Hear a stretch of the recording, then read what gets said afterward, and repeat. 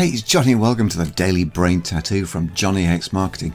It's cliche but true, people listen to how you speak way more than they listen to what you say. So here's some elements of a great voice. Think about the register. We vote for politicians with low voices.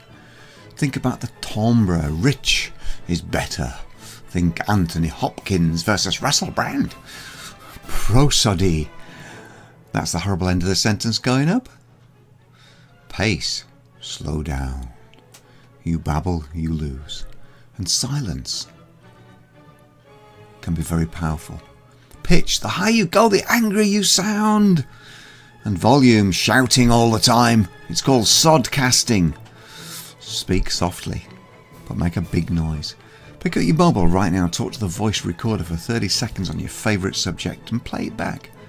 How did you sound? That's it from me today. Another Daily Brain Tattoo tomorrow. Meanwhile, hop on over to johnnyxmarketing.com and check out the Daily Brain Tattoos by email. See ya.